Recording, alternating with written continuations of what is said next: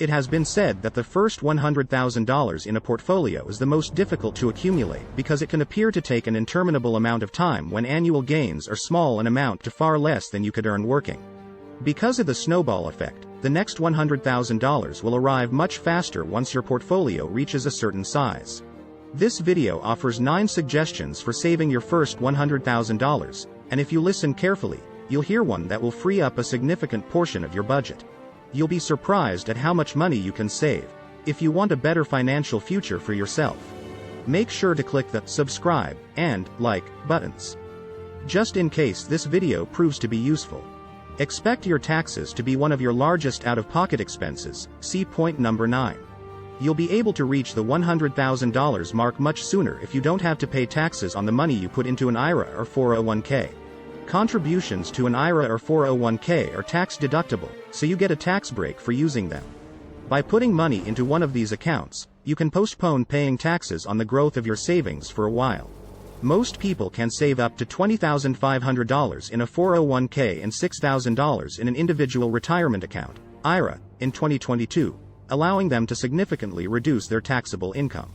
Consider a $50,000 a year employee who contributes $10,000 to their 401k. Their taxable income for the year is reduced to $40,000. Although Roth IRAs have their own set of advantages, your savings can grow quickly with the help of a 401k or individual retirement account. 8th, take advantage of any 401k match offered by your employer. If your employer matches your 401k contributions, they will contribute a percentage of your total annual contribution. If your company has a 401k, they will most likely match your contributions 50 cents on the dollar. You can contribute up to 6% of your salary. If your annual income is $50,000, you can invest $3,000, and your employer will match it, for a total of $6,500. This is equivalent to immediately earning a risk-free 50% return on your money. 7th, put some of your extra money aside for long-term investments. It's no secret that increasing one's income is the quickest way to increase one's savings and investment cushion. However, being frugal has a limit to how much money you can save. In theory, however, there are no limits to how much money you can make. Starting a side business could help you increase the amount of money you set aside for investments. Working a few hours on weeknights or weekends as a side hustle can help you significantly increase your savings by bringing in more money, and there are endless opportunities for starting your own small business, many of which allow for flexible schedules. Dividends should always be reinvested.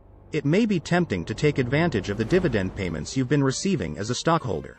You've just gotten paid, and your investments are starting to pay off. You could use it to treat yourself, such as by going out to a nice restaurant or starting a vacation savings account.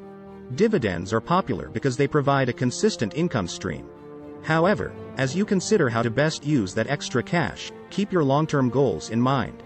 Reinvesting dividends rather than spending them is a tried-and-true method for increasing investment returns. When looking at the returns of the S&P 500 over the last 100 years, dividend reinvestment resulted in an average return of 10.7 for the S&P 500 without dividend reinvestment.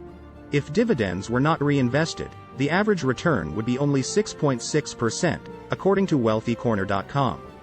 That is a significant distinction. 5th, invest your money in low-cost investments. Fees associated with your investments, such as trade commissions and expense ratios for index funds and ETFs, should be kept to a minimum as you work towards saving your first $100,000. Brokers used to be expected to collect payment on each and every transaction. New low-cost alternatives have essentially eliminated the cost of trading. Nonetheless, businesses continue to impose varying expense ratios on their customers. This is the annual cost of owning an index fund or ETF index fund. ETFs that track the performance of the S&P 500 are also interchangeable. Choose the cheapest option because they are all essentially the same. The S&P 500 fund from Fidelity has a low annual expense ratio of 0.9%. Vanguard's S&P 500, on the other hand, charges only 0.03% of assets.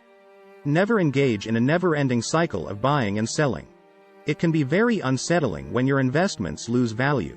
Do you believe the market will ever improve? If you panic and sell all of your stocks when the market falls, you will miss out on a fantastic opportunity to lock in profits and buy back in at a lower price.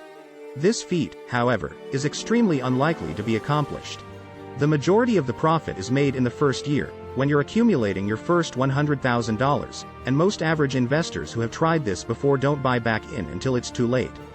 Don't be concerned about the market. Although the stock market can provide excellent returns at times, it can also leave you in the red if you don't save enough and worry about every market change. Third, make wise investment decisions. Failing to do so can result in a devastating loss of wealth due to missed opportunities for growth. The primary goal of novice investors should be to earn superior returns. Higher returns are associated with higher risk, but it is not uncommon for someone to open a 401k without knowing what they are investing in. When constructing your portfolio, aim for a sizable but still manageable profit. One way to accomplish this is to invest in a fund that tracks the S&P 500 index. This means you'll own 500 stocks across multiple industries, giving you exposure to the growth of fast-growing companies like Apple and Amazon. Alternatively, you could invest in an S&P 500 growth fund, which is similar to an index fund in many ways but emphasizes growth. Second, resist the temptation to try to keep up with the Joneses by increasing your spending to match your income. While most people are tempted to spend more money or raise their standard of living as their income grows, the average millionaire saves 64% of their earnings. Spending typically rises to match income, so they believe they are entitled to a more luxurious vehicle and more expensive restaurants. However, if you fall into this trap, you will never be able to recover from your current financial situation. Instead of spending your entire raise because you believe you are entitled to it, save the majority of it to put toward investments. This is especially important when your portfolio is small because the majority of your funds will not come from interest. You have made a financial commitment. This practice is most likely the single most important factor in ensuring the wealthy remain wealthy. First and foremost, we must take action to slow the rise in housing prices. The majority of people's largest monthly outlay is for housing. Rent or mortgage payments, utilities, and other housing-related expenses can consume a large portion of your income, giving the impression that you have very little left over when attempting to save $100,000. When constructing a portfolio, it is prudent to consider ways to reduce or eliminate this cost. It's intimidating to begin investing with $100,000, but you'll be surprised at how much extra money you have each month by the end of a few years. The good news is that there are numerous steps you can take to quickly accumulate $100,000. Taking these steps now will set you up for a lifetime of wealth creation, ensuring that you never have to worry about money again.